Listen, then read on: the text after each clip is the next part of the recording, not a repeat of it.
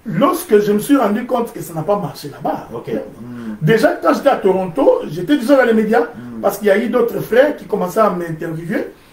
C'est ainsi que j'ai fait une émission en vidéo, DVD, qui s'appelait La divinité de Jésus. Hein? Okay. J'étais en train de... Je l'ai vu, okay. J'étais en train d'expliquer les 4 tétragrammes qui constituent le nom de Yahweh, hein? Bon, parce qu'il n'y a pas de voyelles. Il n'y a pas de voyelles en hébreu. Donc, j'ai expliqué que ces 4 tétragrammes-là, c'est en fait le dérivé des mots de Judas. Okay. Hein? Ou la prophétie qui dit que le bâton de commandement ne quittera pas Judas jusqu'à ce qu'il vienne de Shiloh. Alors, j'ai démontré que Judas est donc la porte par laquelle Dieu doit entrer sur la terre. Okay? Alors, dans cette démarche-là, j'ai pu prouver que, en réalité, Jésus, qui vient entrer dans Judas, c'était lui Dieu, le véritable Dieu. Et cette vidéo-là a fait le tour du monde. Ah, c'est cette vidéo-là qui a fait le tour du monde. Parce qu'on avait fait ça en DVD, il y avait 400 DVD. On a distribué, je crois que c'est allé jusqu'aux États-Unis, c'est allé jusqu'en Allemagne. C'est comme ça qu'au niveau de l'Europe, j'étais déjà connu avant qu'on ne me voie. J'avais fait ça. J'avais fait une vidéo sur l'huile d'onction. Et je suis le premier prédicateur des assemblées des saints qui est entré sur YouTube.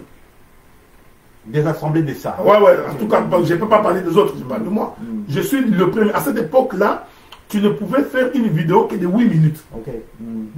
Parce que pas au-delà de 8 minutes. C'est pourquoi si vous allez, vous verrez mes premières prédications dans les tabernacles, des choses comme ça, vous verrez que c'était 7-8 minutes. Hein? Donc, la tunique de Joseph. J'ai dit j'étais le premier. C'est ce qui fait que les gens qui étaient en Europe me connaissaient déjà avant de m'avoir vu. À cette époque-là, je n'avais pas une église. On venait de me chasser. Je suis allé à Kinshasa, je suis revenu. Ça ne marchait plus. Je suis venu ici. C'est alors que... L'idée est venue pour la première assemblée ici au Canada.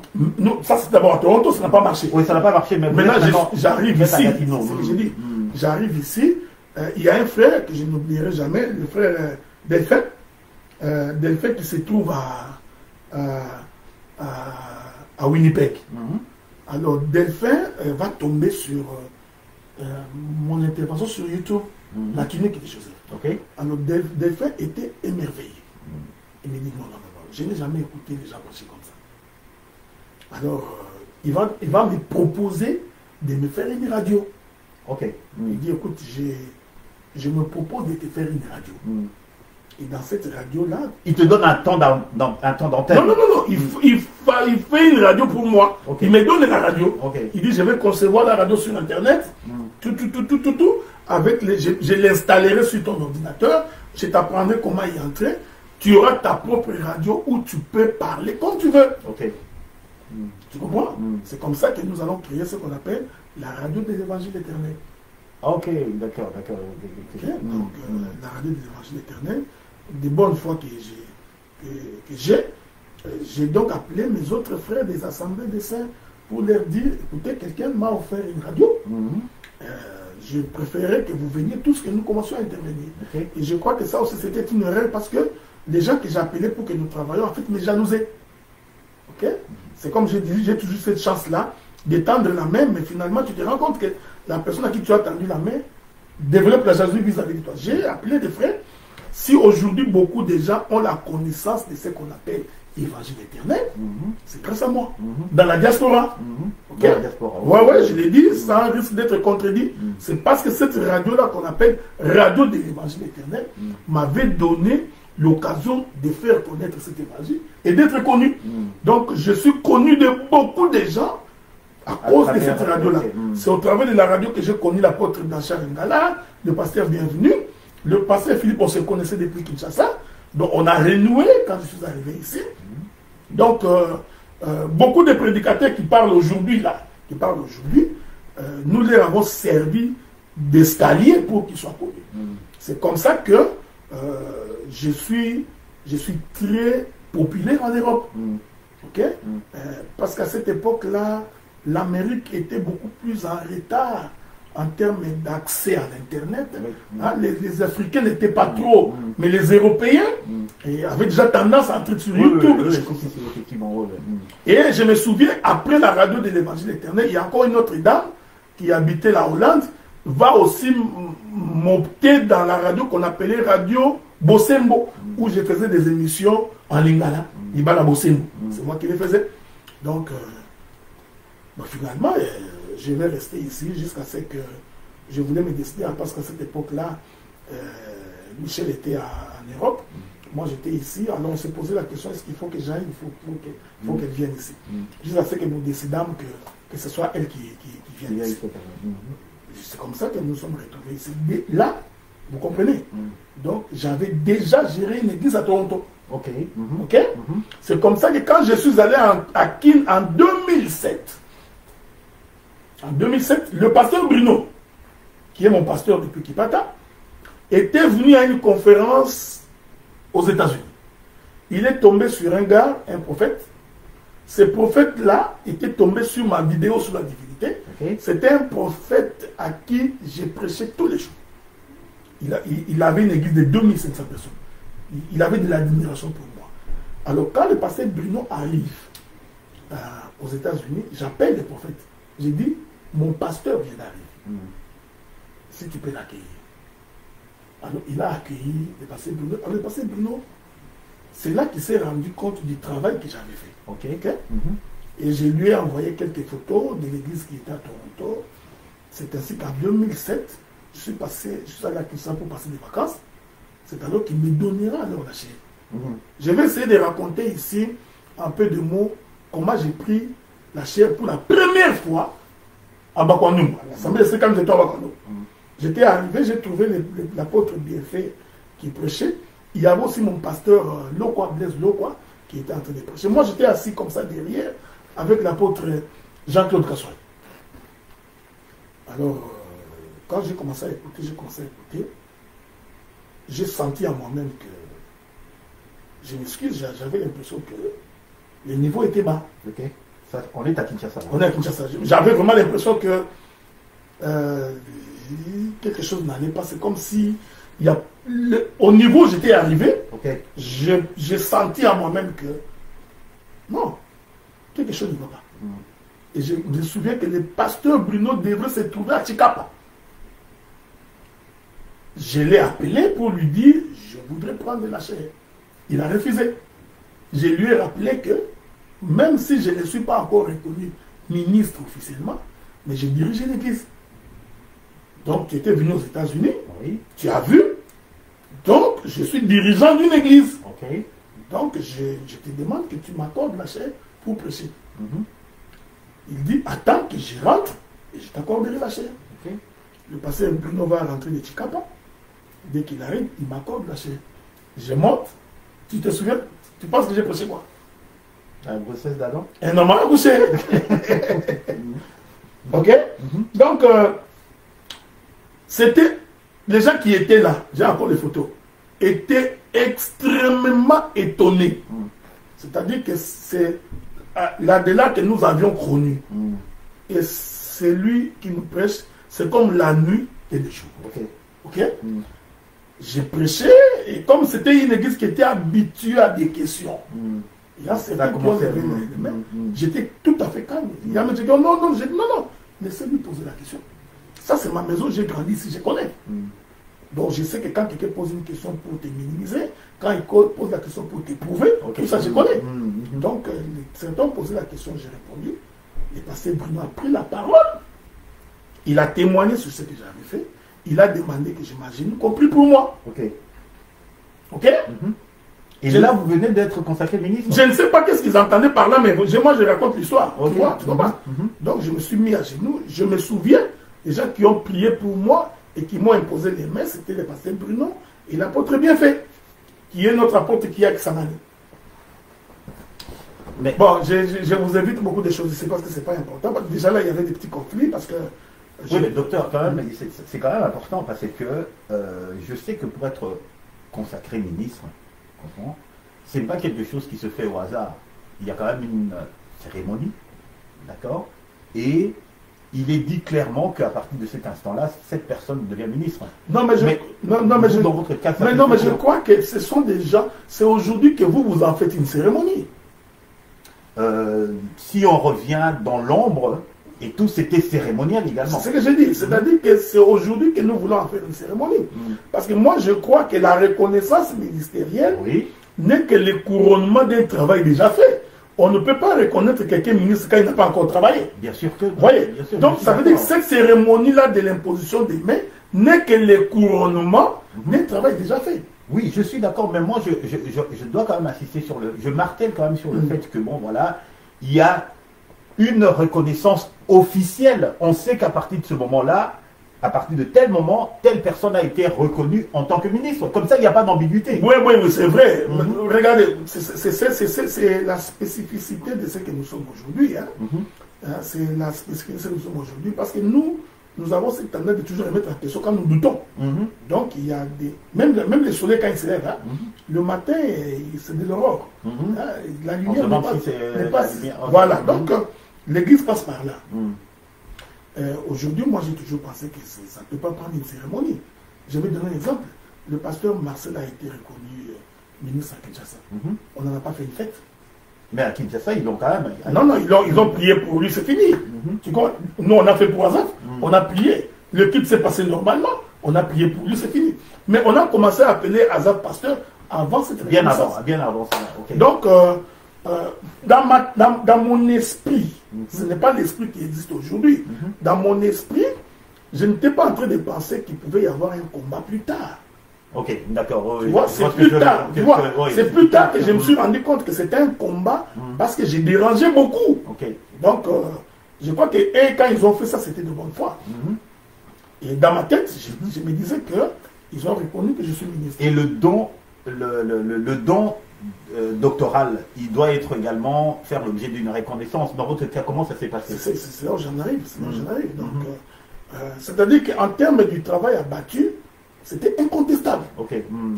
Mais j'avais une difficulté, c'est que comme je dérangeais tellement, il y a eu beaucoup de gens qui m'insultaient. Les gens qui m'insultaient, bon, c'était un prédicateur d'Internet. C'est un prédicateur qui n'a pas d'église. Parce qu'en ce moment-là, vous n'étiez pas encore dirigeant de... Non, je venais de quitter Toronto. L'église de Toronto a fermé. Et puis, je venais d'arriver ici. En arrivant ici, j'avais décidé de ne plus entrer dans une époque, pas entrer dans une église. Donc, tu comprends ce que j'ai dit. Donc, ces insultes-là, je les écoutais chaque fois que j'allais en Europe. Dès que j'ai bousculé un peu les limites là, quelqu'un devait me rappeler, dit arrête, il dit, est-ce que tu as une église pas locale? Et dans tous les cas, moi, je ne peux pas commencer l'église parce que quelqu'un est en train de parler. Donc, c'est finalement que je venais me retrouver ici. Mais déjà, j'étais connu dans les réseaux sociaux. J'étais connu sur YouTube. C'est d'ailleurs à ce titre-là que le frère Franck, qui est le mari de la sœur Judith, m'a connu. À cette époque-là, nous n'avions pas une église. Il était venu chez moi, il était assis là, on causait. Et j'avais la radio. La radio était dans ma chambre de visiteurs. Donc, j'émettais tous les jours. Jusqu'à ce que j'ai associé certains de mes frères des assemblées de saints pour que nous puissions travailler ensemble. La jalousie a commencé. Un peu du genre, pourquoi il n'y a que toi? Si tu as reçu quelque chose, ça doit être pour les biens de la communauté. Tu vois? C'est la conception que les gens ont. Oui, mais l'idée, justement, c'était de pouvoir avoir une assemblée ici, non? Non, je n'étais pas d'abord de la radio. Je suis pas de la radio. Tu comprends? Tu vois? Donc, c'est-à-dire que la radio m'a été confiée par les frères. Ces frères-là, jusqu'aujourd'hui, il a toujours regretté ça. Je parle avec lui, il regrette, il dit, j'ai été naïf, parce que quelquefois, moi, je suis naïf, c'est pas grave. Donc, quand mes frères, prédicateurs des assemblées des saints, ont trouvé que c'était un outil terrible de propagande de Christ, donc ils ont trouvé que moi, je m'en étais approprié. Donc, je devais mettre ça à la disposition de la communauté. Donc je viens de comprendre. Donc, j'ai pris la radio, j'ai mis à la disposition de la communauté. Une année après, la radio a fermé. Conflit d'intérêts. Non, je crois que le Seigneur m'a appris la gestion de l'Église. Parce que c'est sur base de ça que j'ai compris que lorsque Dieu te confie une mission et que Dieu te donne la responsabilité, personne d'autre ne peut se soucier de ce que Dieu t'a confié que toi-même. Donc, c'est comme je dis aujourd'hui, je ne peux pas, moi, commencer une église au Canada, Oui. la charge que j'ai, que quelqu'un d'autre vienne me dire, ôte-toi de là que je me mette. Non, bien sûr que non. Tu comprends? Ok. Donc, à celui à qui Dieu confie une charge, il a confié également les soucis de cette œuvre-là. Donc, je suis déjà, je regrette pourquoi j'ai cédé cette radio-là. Elle nous aurait servi jusqu'aujourd'hui.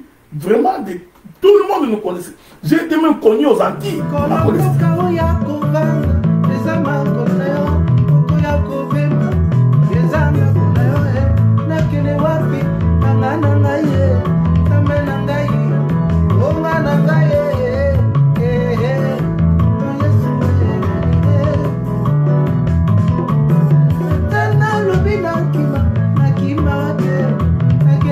Be